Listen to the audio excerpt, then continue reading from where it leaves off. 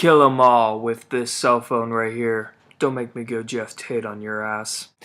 But in all seriousness, we are here to talk about Metallica pretty much. I kind of figured I started Metallica discography for some reason. I just kind of had a rekindled interest in them. I haven't really listened to this band in a while, but I think after watching a little bit of Cover Killer Nation's videos and hearing that Metallica was making a new movie for some reason, I think it's called Through the Never. I think it's coming out like later this month or in October or something. I figured, hey, I might as well revisit this band and I could maybe make a movie review, like my first movie review of Through the Never when that comes out, but we'll have to wait and see. But anyway, I wanted to actually talk about these albums, since I figured might as well talk about them and stuff. Anyway, Kill 'Em All by Metallica. So this is their very first release. Of course, it was made back in 1983. Of course, they were working on some demos before this, such as No Life Till Leather, with such members as Ron McGovney and at one point Dave Mustaine, who would eventually go on to Megadeth, but you guys all know that. So after Ron McGovney and Dave Mustaine were of course dumped from the band's lineup, James Hetfield, rhythm guitarist and vocalist, and drummer Lars Ulrich, of course, went on to enlist the help of Kirk Hammett from Exodus and Cliff Burton from Trauma in order to help out with this latest release here, and well, their very first release period other than the demos that they've done in the past. This would result in the lineup that we all know and love from the first three releases by this band. Of course, starting out, these guys were like my age, like late teens, early 20s, something like that, and they were just this young adolescent band that was ready to take on the world and unleash all of the pent-up energy and angst that they've had with them. And through these 10 tracks, we hear something that is unlike anything heard before the year 1983. Basically, a fusion of Diamond Head-styled new wave of British heavy metal, traditional punk rock, and of course the emerging speed metal genre that these guys were taking part in.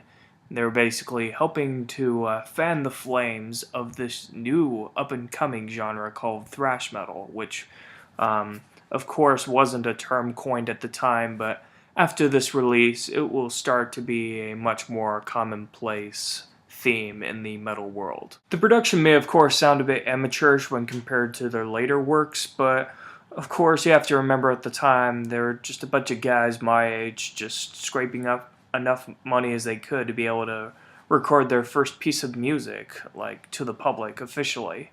But at the same time, it has a certain charm to it that it just suits the style of these young guys just blazing forth, basically with their sound, fanning the flames of metal fucking revolution, baby. The musicianship on this album is surprisingly really tight and skilled for how young these guys are. I mean, considering this is their debut release, it's almost as if the demos that they've had before this, any of the live shows that they've done before this album came out, they used to their advantage to be able to practice, prep up, and refine their skills, just so they'll be able to prepare themselves for the big one, the big debut, of course, being Kill 'Em All.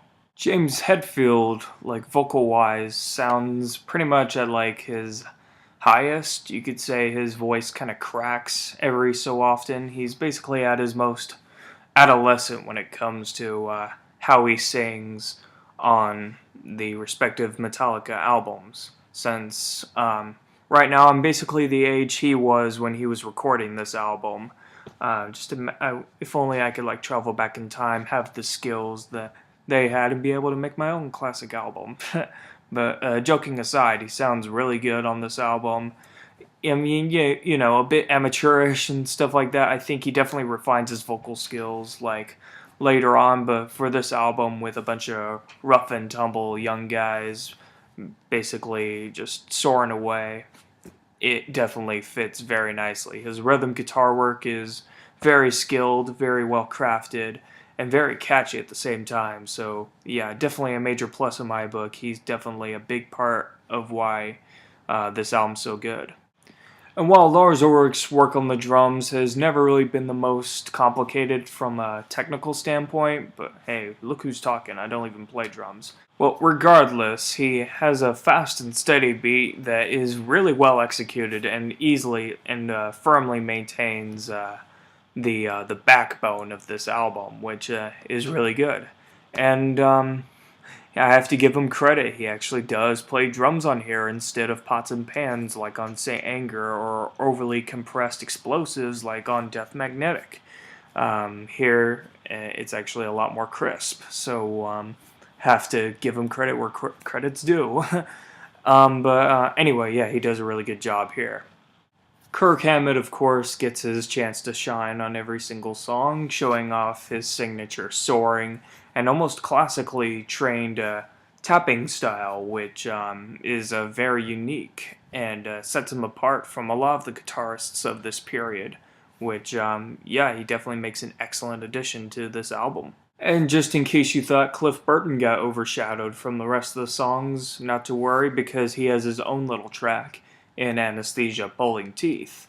Of course, Lars Ulrich does join in at the end, but it's just like a little simple beat. The spotlight's all on Cliff Burton here, who shows off his signature lead bass approach, where you actually hear his bass very, very clearly, almost like if it was a third guitar, so to speak. So he definitely gets a very nice chance to shine right here.